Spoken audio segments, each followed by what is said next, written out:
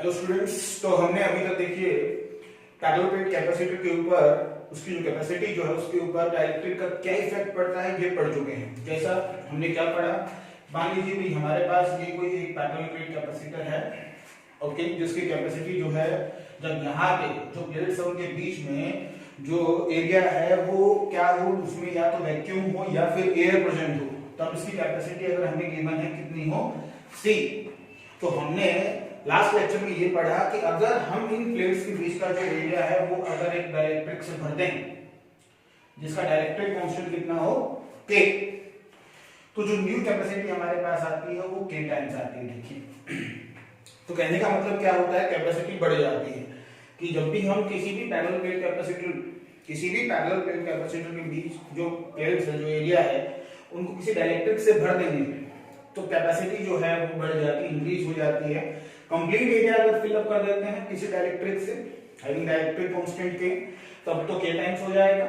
But in case देखिए अगर ऐसा हो कि पूरा एरिया फिल अप करने की बजाय हम उसका कुछ ही हिस्सा भरें, तब क्या होगा देखिए। आइए अब उसकी बात करते हैं, क्या effect on capacity by inserting dielectric slab of thickness T, और T जो है वो लेस देन है D।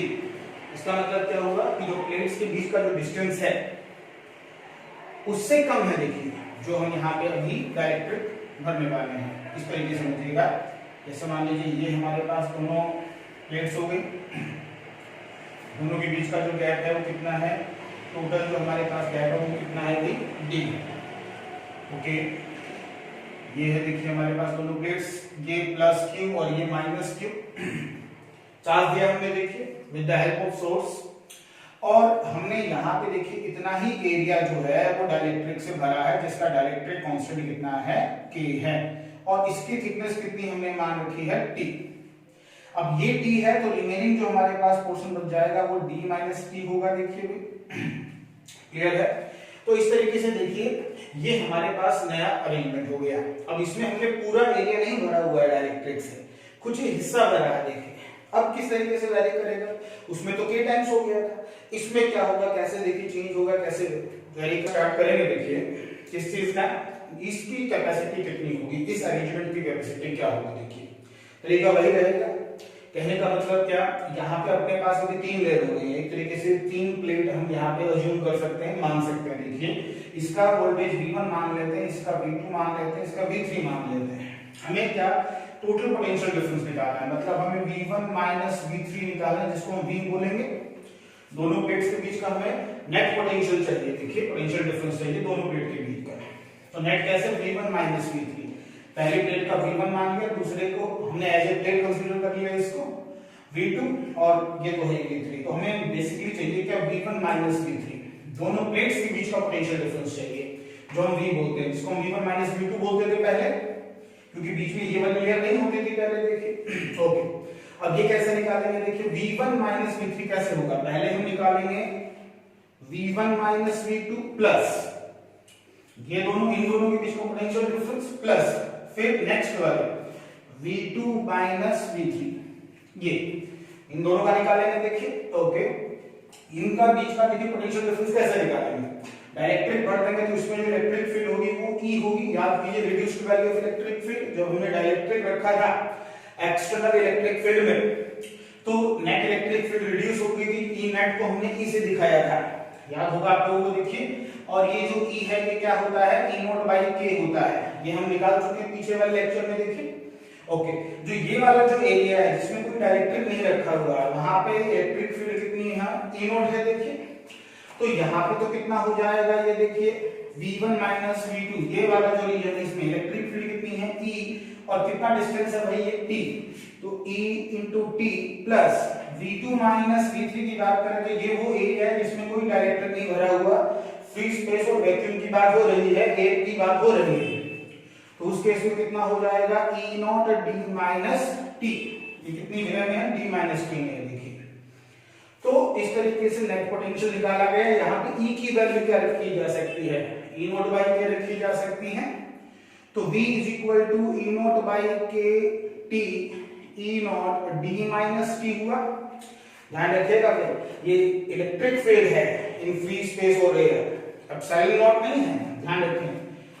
V is equal to E naught common आ जाएगा, उसके बाद देखिए हमारे पास क्या रहेगा, T by K plus D minus T, ये आ जाएगा देखिए। अच्छा E नोट की वैल्यू याद करो, पहले निकाली भी हमने, सिग्मा बाई एप्सिलॉन नॉट होता है, सिग्मा बाई एप्सिलॉन नॉट होता है। अच्छा इसको पहले लिख दे रहे हैं यहाँ पे D minus T plus T by के। अब देखिए सिग्मा क्या होता है, चार्ज अपॉन एरिया, तो ये हो जाएगा Q by epsilon not into A। और यहां देखिए ध्यान से समझें इसको, D आगे वाली इन दोनों टर्म में से माइनस टी कॉमन निकाल लेंगे तो अंदर क्या रहेगा, माइनस टी कॉमन निकालेंगे तो यहाँ 1 बचेगा। अच्छा माइनस प्लस, माइनस बाहर गया तो इस प्लस की जगह पे माइनस आ गया और यहां से टी निकल गया है तो ये बचेगा देखिए। तो ये हमारे पास भी रहेगा net potential difference between the two plates of the capacitor. अब बात करते हैं, जैसा कि हमें कैपेसिटी निकालनी है, new capacity C double dash से दिखाएंगे। यहाँ पे देखिए C डैश से तो कंप्लीटली फील्ड वाला दिखा रखा है, इसको हम C डबल डैश से दिखा देते हैं। तो ये क्या होगा देखिए, वही फॉर्मूला Q बाई V ये रहा देखिए, पुट करें ऊपर से वैल्यू इसमें पुट करेंगे तो देखिए क्या आएगा, ये रखेंगे वैल्यू तो Q से Q कैंसिल आउट हो जाएगा। जैसे ही देखिए यहाँ पुट करेंगे तो Q नीचे आएगा, Q से Q कट जाएगा, एप्सिलॉन नॉट A ऊपर जाएगा, तो एप्सिलॉन नॉट A अपॉन ये नीचे आ जाएगा d minus T 1 minus 1 by के। तो ये देखिए न्यू कैपेसिटी आई, तो न्यू कैपेसिटी हमारे पास क्या है देखिए, epsilon not A d minus T 1 minus 1 by के, ये न्यू कैपेसिटी आई है। आप इस न्यू कैपेसिटी को अगर ध्यान से देखें तो नीचे d माइनस समथिंग एल्स हो रहा है, तो कैपेसिटी क्या हो रही है, बढ़ रही है। तो इस केस में भी कैपेसिटी क्या होगी, इंक्रीज होगी, कैपेसिटी क्या होगी, इंक्रीज होगी। देखिए कई बार ऐसा आ जाता है, ऐसा पूछ लेते हैं कि कोई डाइलेक्ट्रिक मटेरियल की जगह अगर हम कोई कंडक्टिंग मटेरियल डालते तो क्या होता है, क्या कंडक्टिंग मटेरियल अगर डालते, कंडक्टिंग मटेरियल अगर हम कोई कंडक्टिंग मटेरियल डालते तो क्या इफेक्ट होता है इस कैपेसिटी पे। भाई कंडक्टर के लिए K की वैल्यू, कंडक्टर के लिए K की वैल्यू इनफाइनाइट होती है।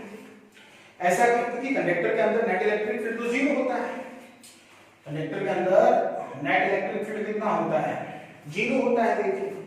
तो K की वैल्यू किसको अप्रोच करेगी, क्योंकि K बराबर क्या होता है, E नॉट बाई E होता है, तो ये वैल्यू यहां पुट करोगे तो K इनफाइनाइट को अप्रोच करेगा। तो ये वैल्यू जब यहां पुट करेंगे तो जो कैपेसिटी आएगी, न्यू कैपेसिटी जो आएगी हमारे पास देखिए कंडक्टर के केस में, वो क्या आएगी देखिए, क्या रखेंगे इसमें, K की वैल्यू इनफाइनाइट रखेंगे तो epsilon not A upon d minus t 1 minus 1 upon infinity, 1 upon infinity क्या होता है, 0 होता है, तो ये क्या हो जाएगा, epsilon not A upon d minus t, ये कैपेसिटी आ जाएगी देखिए इन केस ऑफ कंडक्टर। अच्छा कई बार देखिए ये भी पूछ लिया जाता है कि अगर पूरा का पूरा जो हमारे पास एक गैप है प्लेट्स के बीच का, इसको पूरे को कंडक्टर से भर देंगे तो क्या होगा, तो उस केस में if D is equal to T हो जाए फॉर कंडक्टर, अगर ऐसा हो गया तो भाई D is equal to T हो गया तो नीचे देखिए क्या हो जाएगा, एप्सिलॉन नॉट A नीचे क्या हो जाएगा देखिए d माइनस टी है और d बराबर t हो गया, कंप्लीटली फिल हो गया अगर एरिया, तो ये क्या नीचे 0 हो गया और कैपेसिटी किसको अप्रोच करेगी, इनफाइनाइट को अप्रोच करेगी देखिए। तो इस तरीके से डाइलेक्ट्रिक जब भी इंसर्ट किया जाएगा, डाइलेक्ट्रिक जब भी इंसर्ट किया जाएगा प्लेट्स के बीच में, तो कैपेसिटी इस तरीके से वैरी करती है पैरेलल प्लेट की। अब देखिए क्या effect of capacity of parallel plate capacitor, capacity by inserting dielectric slabs of thickness T1 and T2 मान लीजिए अभी तक हमने एक ही स्लैब इंसर्ट की थी। क्या? अभी तक हमने जो ये हमारे पास पैरेलल प्लेट कैपेसिटर होता है, इनके बीच में सिर्फ एक ही स्लैब इंसर्ट की थी जिसका डायरेक्ट्रिक कांस्टेंट K था। बट अब की बार मान लीजिए हमने दो इंसर्ट कर देनी है, एक T1 थिकनेस का और दूसरा T2 थिकनेस का।